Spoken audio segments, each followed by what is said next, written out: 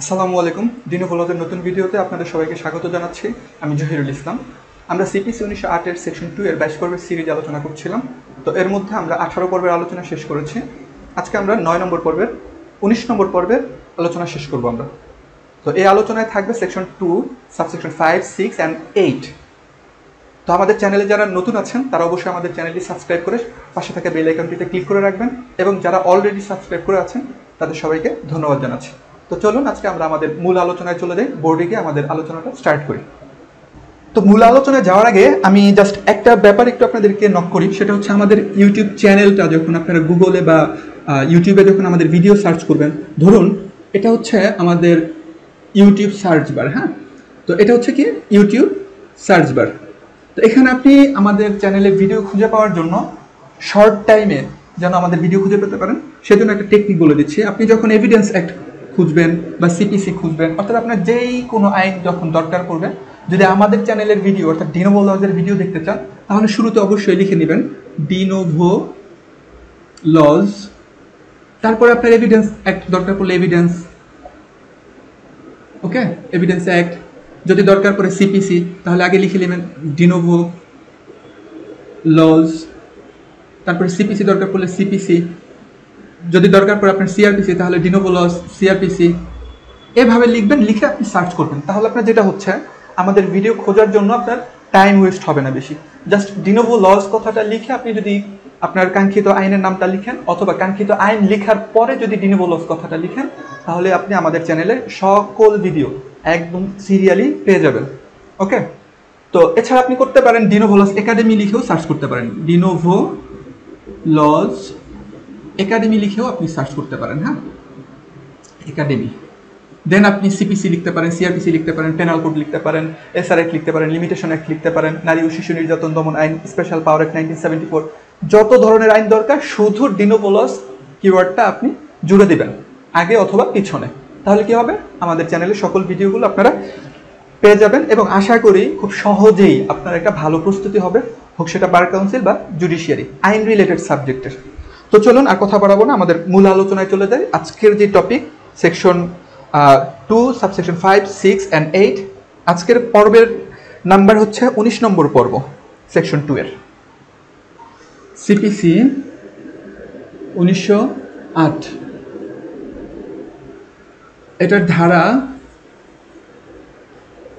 2, 5, 6 and 8, এই তিনটা ধারা আমরা একসাথে মিলিয়ে পড়বো আজকে, ঠিক আছে?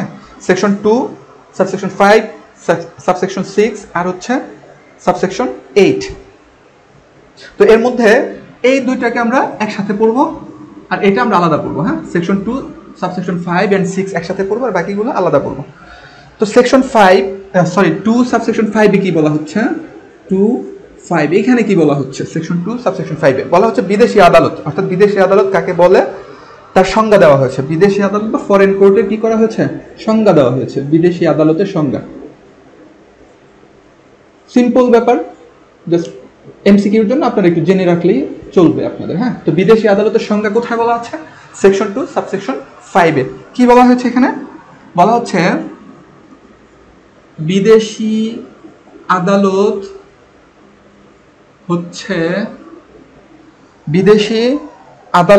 হচ্ছে এমন আদালত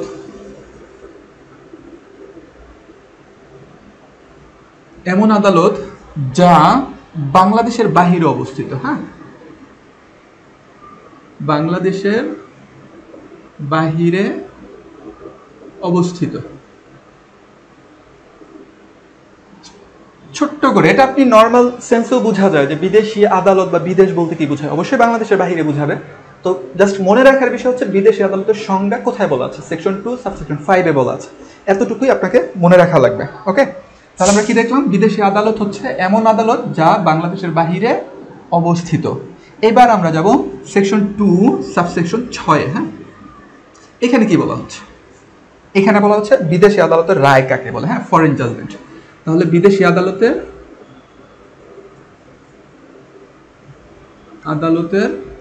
রায় বা ফরেন জাজমেন্ট। তাহলে বিদেশি আদালতের রায় কাকে বলে? বিদেশি আদালতের রায় কাকে বলে এই ব্যাপারে আপনাকে জানার জন্য যেতে হবে সেকশন 2 সাবসেকশন 6 এ। কি বলা হচ্ছে দেখি, বিদেশি আদালতের রায় কি? হ্যাঁ, একদম সহজ। বিদেশি আদালতের রায় কেই, অর্থাৎ বিদেশি আদালতের যে রায় সেই রায়কেই বিদেশি আদালতের রায় বলে। হ্যাঁ, বিদেশি আদালতের রায় বলে, সিম্পল। তাহলে সেকশন 2 সাবসেকশন 6 এ বলা হয়েছে বা সংজ্ঞা দেওয়া হয়েছে বিদেশি আদালতের রায়ের। কি বলা হচ্ছে? বিদেশি আদালতের রায়কেই বিদেশি আদালতের রায় বলা হয়। তার মানে কোনটা? ওই যে ফরেন কোর্ট যেটা ছিল, ওই ফরেন কোর্ট যে রায় দেয় সেটাকেই ফরেন কোর্ট জাজমেন্ট বলা হয়। তাহলে সেকশন 2 সাবসেকশন 5 এ আমরা দেখলাম বিদেশি আদালত, আর 6 এসে দেখলাম আদালতের রায়। তার মানে এই আদালতের সংজ্ঞা প্লাস এই আদালতের রায়। আমরা এখানে দেখেছিলাম যে বাংলাদেশের বাহিরে অবস্থিত কোনো কোর্টকে বিদেশি আদালত বলা হবে, আর ওই আদালতের দেওয়া রায়কেই বিদেশি আদালতের রায় বলা হবে। তো সিম্পল ব্যাপার সেকশন 2 সাবসেকশন 6 এন্ড 5। এবার আমরা যাব হচ্ছে সেকশন 2 সাবসেকশন 8 এর আলোচনায়। আশা করি এইটুকু আপনারা কমপ্লিট করেছেন এবং নোট নিয়ে ফেলেছেন।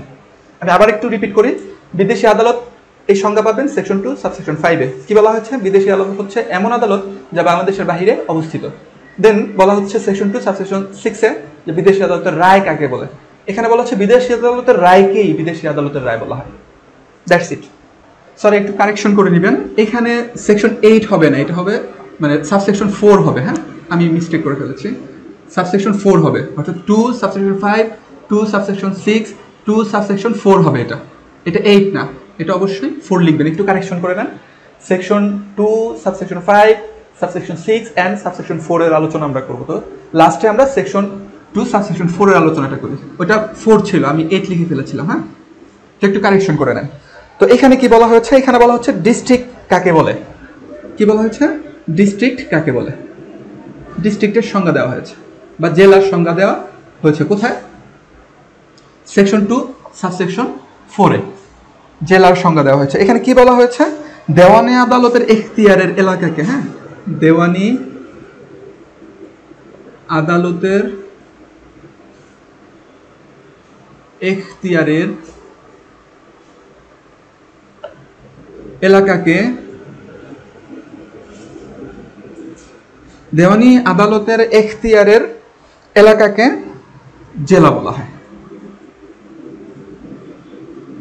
জেলা বলা হয়। এটা একটু কারেকশন করে নেন। হ্যাঁ, এখানে কিন্তু আসলে 4 হবে, আমি 8 লিখে ফেলেছিলাম। আমি ভিডিওর শুরুতেও সম্ভবত 8ই বলেছিলাম, এটা 4 হবে।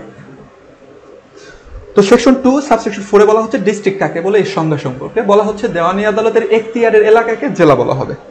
তার মানে আমরা যেটাকে ডিস্ট্রিক্ট বলি ওইটা অবশ্যই দেওয়ানি আদালতের যে জুরিসডিকশনটা আছে বিচার করার, ওই জুরিসডিকশন যতটুকু এরিয়া কভার করে, টেরিটোরিয়াল জুরিসডিকশন। ওকে, টেরিটোরিয়াল যে জুরিসডিকশনটা কভার করে ওই পুরো টেরিটরিকে কি বলা হয়? জেলা বলা হয়। ক্লিয়ার? আশা করি এইটুকু আপনারা বুঝতে পেরেছেন যে কি বলা হচ্ছে, যে আপনার দেওয়ানি আদালতের যেই টেরিটরিটা আছে, টেরিটোরিয়াল যে জুরিসডিকশন আছে, যতটুকু টেরিটরি কভার করে সেটাতে ওই এলাকাটুকুই হচ্ছে নির্দিষ্ট একটা জেলা। কোথায় বলা হচ্ছে? সেকশন 4 এ বলা হয়েছে। তো আজকে আমরা কতটুকু আলোচনা দেখলাম? আজকে এই 19 নম্বর ভিডিওর আলোচনাতে আমরা দেখলাম section 2 subsection 5, 6 and 4। Section 2 subsection 5 and 6 এ আমরা কি দেখলাম? প্রথমে 5 এ দেখলাম বিদেশি আদালত কাকে বলে, বলা হচ্ছিল যে বাংলাদেশের বাহিরে অবস্থিত আদালতকে বিদেশি আদালত বলা হয়। এন্ড 6 এ দেখলাম বিদেশি আদালতের রায় কাকে বলে, অর্থাৎ বিদেশি আদালত যে রায় দেয় সেটাকে বিদেশি আদালতের রায় বলা হয়। কোথায় বলা হচ্ছে? সেকশন 2 সাবসেকশন 6 এ। এন্ড ফাইনালি আমরা আজকের 22 পর্বের সিরিজ আলোচনার 19 নম্বর পর্বের ভিডিওর লাস্ট যেই সেকশন ছিল সেটা হচ্ছে সেকশন 2 সাবসেকশন 4 এর আলোচনা। এখানে বলা হচ্ছে জেলা কাকে বলে। তো আমরা দেখলাম যে দেওয়ানি আদালত যেই বিচারটা করেন তার যেই সীমানাটা, টেরিটরিটা, ওই টেরিটরিটুকুকে বলা হয় হচ্ছে জেলা। তো এর মধ্য দিয়ে আমাদের সিপিসি 1908 এর সেকশন 2 এর 22 পর্বের সিরিজ আলোচনার 19 নম্বর পর্বের আলোচনা আমরা শেষ করলাম। তো আপনারা যারা আমাদের চ্যানেলের অন্যান্য ভিডিওগুলো এখনো দেখেননি তারা অবশ্যই আমাদের চ্যানেলে যাবেন এবং গিয়ে প্লেলিস্ট সেকশনটাতে ঢুকবেন। ওখানে দেখবেন সিকোয়েন্স অনুযায়ী, বিভিন্ন আইনের নাম অনুযায়ী বা সিরিজ অনুযায়ী ভিডিওগুলো আমরা সেট করে রেখেছি আপনাদের সুবিধার্থে, যেন এক প্লেলিস্টে ঢুকলে আপনি ফুল কনসেপ্ট নিয়ে দেন বেরিয়ে আসতে পারেন। ওকে, তো পরবর্তী ভিডিও দেখার আমন্ত্রণ জানিয়ে আজকে এখানেই শেষ করছি। সবাই সুস্থ থাকুন, ভালো থাকুন এবং দেখতে থাকুন DenovoLaws। চ্যানেলটি ভালো লাগলে অবশ্যই সাবস্ক্রাইব করুন এবং আমাদের ফেসবুক পেজ ও গ্রুপে যুক্ত থাকুন। তো ধন্যবাদ সবাইকে। আল্লাহ হাফিজ।